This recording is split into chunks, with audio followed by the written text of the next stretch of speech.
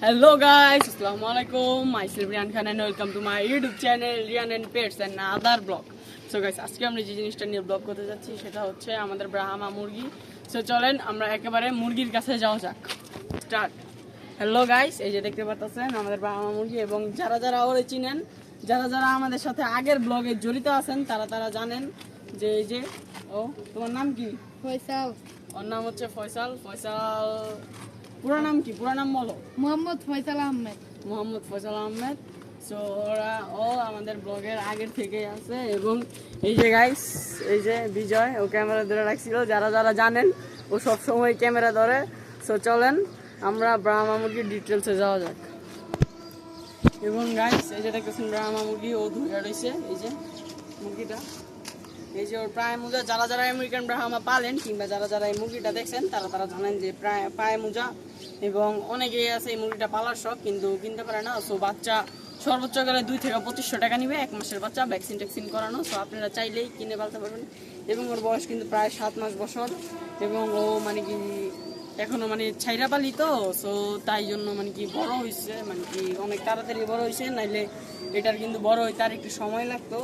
So এখনো মানে কি পুরোপুরি বড় হয় না এবং এটা মোরগ সর্বোচ্চ 7 থেকে 8 কেজি হয়। মোরগ সর্বোচ্চ 7 থেকে 8 কেজি হয় এবং মহিলাটা হয় 4 থেকে 5 কেজি কিংবা 3 কেজি এবং এটার বয়স যেহেতু এত হয় নাই, সো তাই জন্য এটার ওজন আছে বলতে পারেন আপনি 4 কেজির মতো।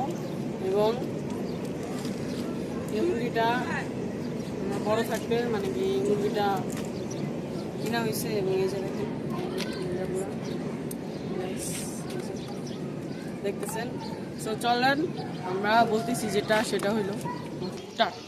গাইস যে জিনিসটা নিয়ে কথা হচ্ছিল, এই যে মুরগিটা ওরে নিয়ে বর্তমানে কথাটা চলতেছিল এবং আপনারা যদি মানে কি হাট থেকে কিংবা কোনোখান থেকে যদি মুরগি কিনেন অবশ্যই কিনে আনার সাথে সাথে ওষুধ খাওয়াবেন, তাতে মুরগিটার রোগ হওয়ার আগেই রোগটা সাইরা যায়।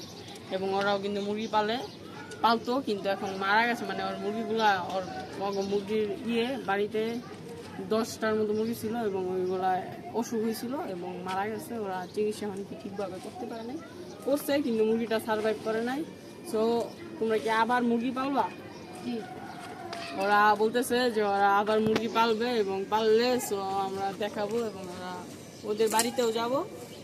আর আজকের ব্লগটা আমরা বেশি বাড়াবো না। সো সবাই ভালো থাকবেন, সুস্থ থাকবেন। আর যারা যারা সাবস্ক্রাইব করেন নাই তাড়াতাড়ি সাবস্ক্রাইব করেন, লাইক করেন, শেয়ার করেন, ফলো করেন, কমেন্ট করেন এবং আসসালামু আলাইকুম, আল্লাহ হাফেজ।